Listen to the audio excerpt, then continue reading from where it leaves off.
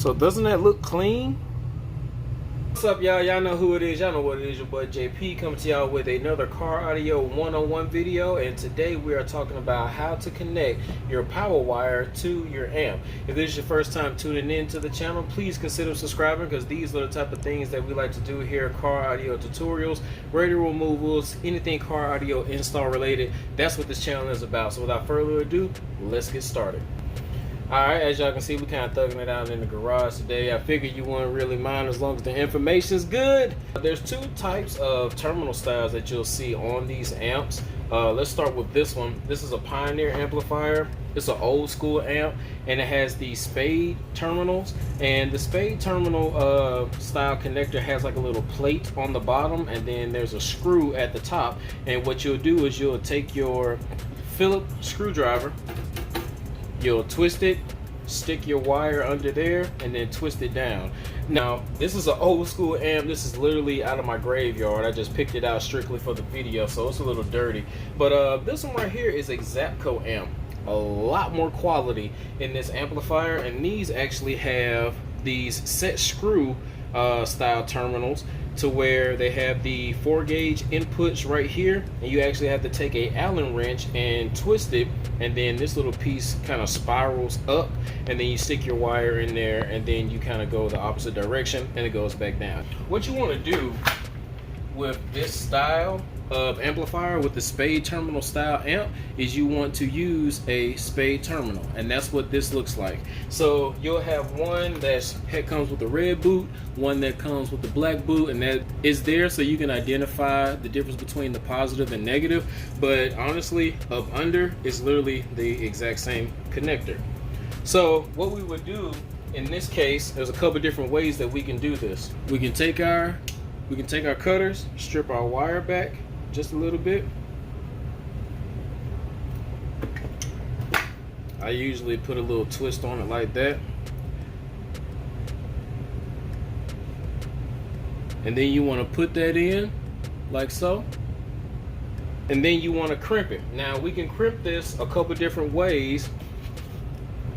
Some may have a ratchet style crimper. These are the old school Kleins that we can use to crimp for. Now, even though this is a 4-gauge, this will technically work. It's not ideal, but sometimes you got to get it how you live.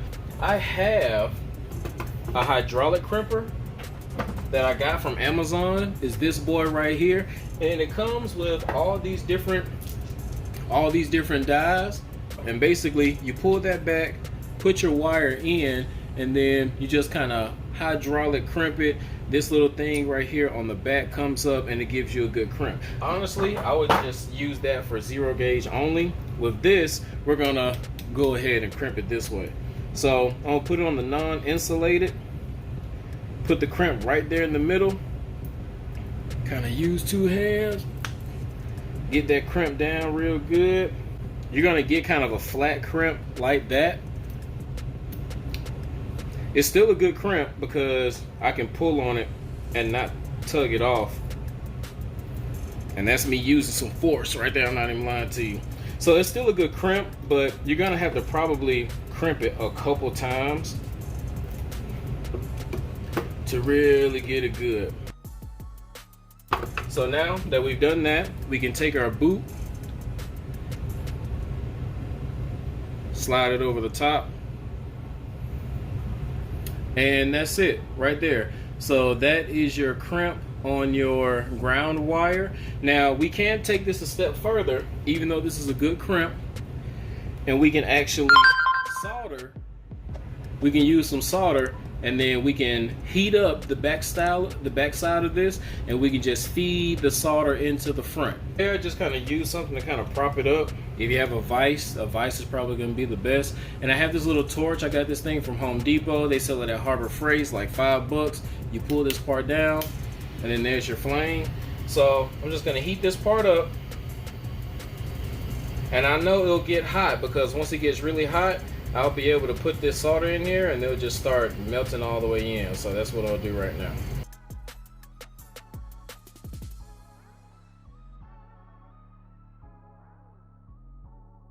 Of course, you don't have to use a torch. You can use a soldering iron if you want to, but the torch is easier, it's faster for me. I just make sure that while I'm doing it, I'm trying not to heat up the jacket down below. I'm actually at the top, only on the metal part. And of course, if you're using a bigger terminal, that'll be for the better as well. But just heating up the metal is just enough. You can see we have a nice little solder right there at the top. That's literally not going anywhere. So a couple different ways that we can do this as far as covering it up. We can take the boot that came with it, and before you put this on, you want to make sure that this is cool. If this is not cool, when you put this little plastic boot on there, it will melt once it goes down. So you want to make sure that it's cool enough for you to just kind of slide that on there like that. Slide it down, and then boom, we got our ground done. Now, another way that you can do it, if you don't have the boot, let's just say you only have the terminals, this right here is called Tessa tape. It's a cloth style tape. You probably seen me wrap some of my harnesses up with it. Also, if you ever seen me work on some of the foreign cars like BMW, Mercedes, they use this on their factory harnesses just to help clean it up. You could use just a little bit of this, but we're using the boot. All we're going to do now is we're going to twist our terminal up on the ground, put that spade in, and twist it down like that.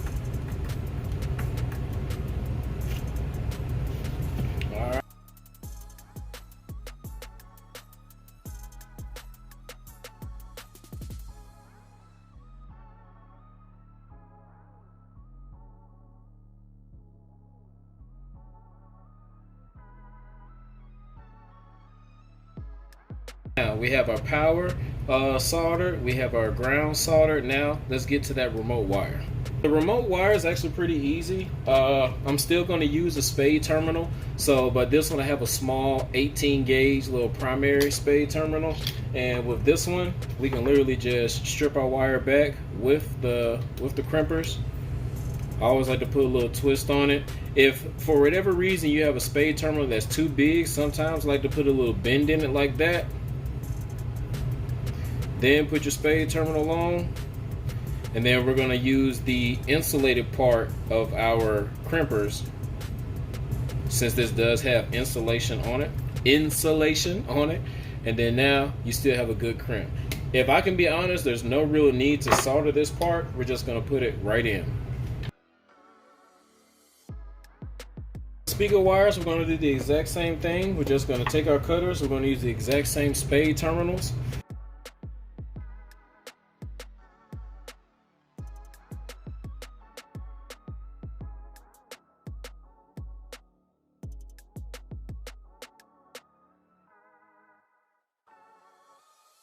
Alright, so now we are pretty much done with the Pioneer amp. We have our power, our ground, our remote, and our speaker terminals. Now the only other thing that you would do to kind of help clean this up, you got a couple of options. You could take that Tessa tape and just kind of go around the terminals before you put them in, if you want to, just in case you have a little wire that's kind of frayed out, because you don't want that.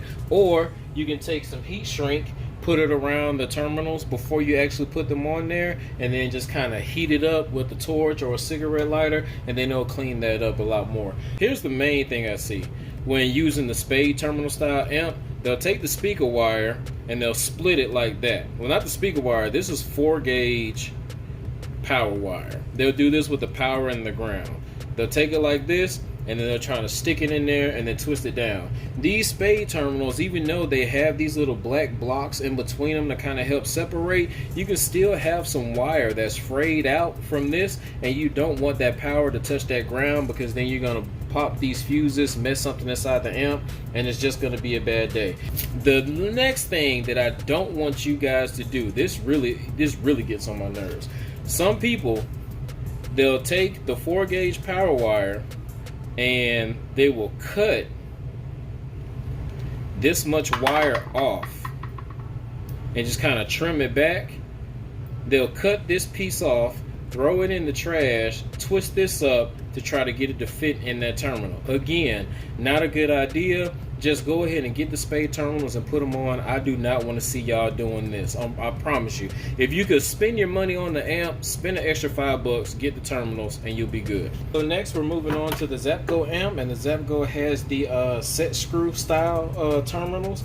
So these actually have two different sizes. I believe that the speaker output and the remote output are a 2.5 Allen head, and the ground and power is a number 3 Allen head. Now I don't actually have my T-handle Allen heads or any Allen head keys with me, so I am using these little shanks that I have, and I'll put them on my drill. It will also make them easier. So one thing I usually like to do is get this all the way to the highest that it can go without actually going out of the amp.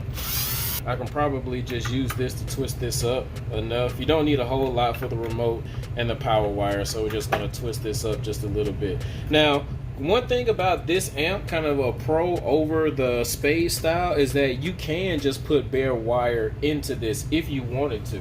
So we're going to take our clines.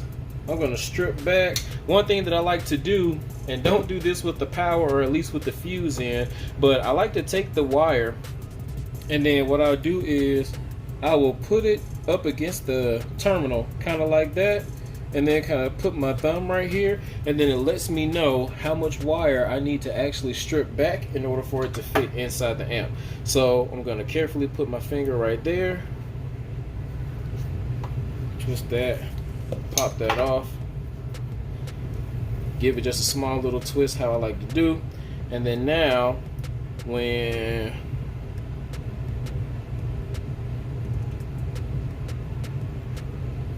we know that we can stick our wire inside of that right there. As you can see, I got my ground wire in there, and I did a pretty good job measuring. Like I said, I usually take the wire and I'll put it towards the back, take my finger, kind of pinch it right there, and that lets me know how much I need to shave off to stick in. But as you can see, there is a little piece of wire showing. Now there aren't any wires frayed out since I did a little twist and stuck it in, but I am going to show you a tool that you can use to make this look even cleaner, and that's by using ferrules. These are ferrules, and all you basically do is you strip your wire back, you stick it through to where the wire or the jacket is going to be in this part, and then you have nothing but wire in that part, and then we're going to stick that whole thing inside the amplifier. Now they do have a ferrule crimper.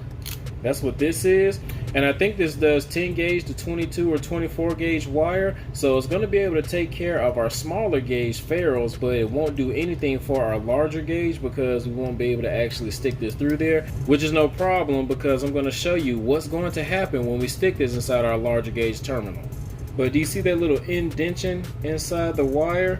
That's what that does when that set screw actually goes all the way down on the power wire. That exact same thing is going to happen once we put this in. So we're going to twist our wire up a little bit, take this and push it all the way down. Now I might have too much wire in, we'll push it up just like that. Now if you want to, you can solder the top of this if you want, just like we did that. Just put a little coating over the top, but it's actually not needed. So now we're going to take this, we're going to stick that whole thing inside the terminal like that, and then we're going to screw that bad boy down.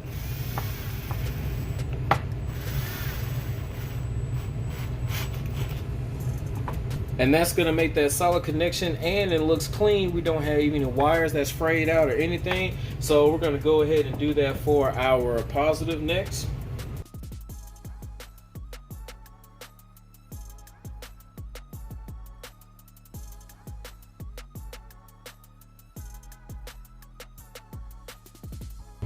Alright, so now I'm going to show you the smaller gauge ferrules that we're going to use for the remote wire. I know, they would have made that ferrule blue, it would have been too perfect, but it's all good. I'm going to take that, strip that back, still going to twist it, and I'm going to put my little bend in it. It just becomes habit at this point. Stick that all the way through. Then we're going to take our ferrule crimper, stick that through. Gives you that nice little crimp, and then now you can see small little ridges that's in there. That's what it gives it. So now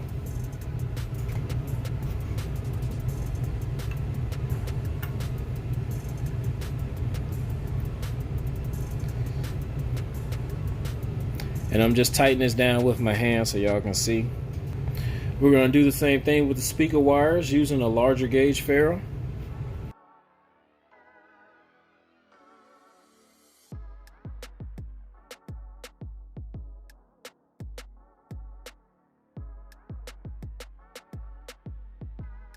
So doesn't that look clean? Alright y'all, that's about it for this video, man. I hope you found some type of value. If you did, please hit that like button. Don't forget to subscribe, share, comment if you want to. I will have some product links in the description, and the Patreon link will be in the description. If you guys click those, and that actually helps support this channel so I can keep giving you guys good information and keep banging out good content. So till next time, this is your boy JP signing out. Y'all be blessed.